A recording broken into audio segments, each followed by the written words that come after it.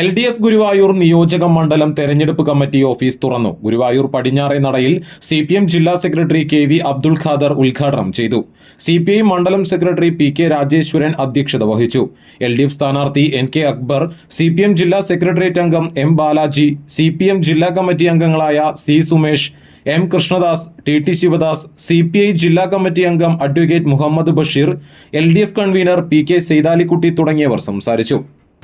ജനങ്ങൾക്കിടയിൽ എല്ലാ അവരുടെ സുഖദുഃഖങ്ങളിൽ പങ്കാളിയായിക്കൊണ്ട് ഈ മണ്ഡലത്തിന്റെ നിരവധി വികസന പ്രവർത്തനങ്ങൾ പൂർത്തീകരിക്കാൻ അദ്ദേഹത്തിന് കഴിഞ്ഞിട്ടുണ്ട്.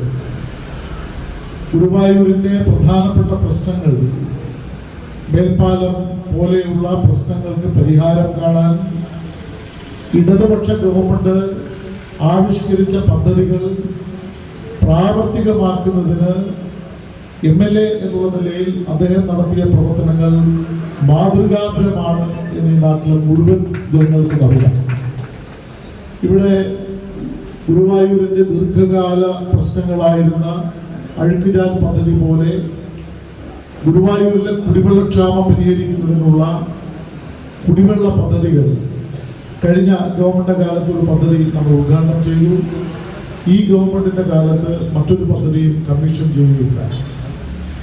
ധാരാളം വികസന പദ്ധതികൾ ഗുരുവായൂർ ഗവൺമെന്റ് അതിഥി മന്ദിരം പോലെ നിരവധി പദ്ധതികൾ, ചാവക്കാട് താലൂക്ക് ആശുപത്രിയുടെ വികസനം, ഒട്ടേറെ സ്കൂളുകളുടെ കെട്ടിടങ്ങൾ, നിരവധി റോഡുകൾ, ഇതെല്ലാം ഏറ്റവും നല്ല നിലയിൽ ഈ മണ്ഡലത്തിന് വേണ്ടി സമർപ്പിക്കുന്നതിൽ നേതൃത്വം നൽകിയ ജനപ്രതിനിധിയെ തന്നെയാണ് ഇടതുപക്ഷം രംഗത്തിറക്കിയിട്ടുള്ളത്.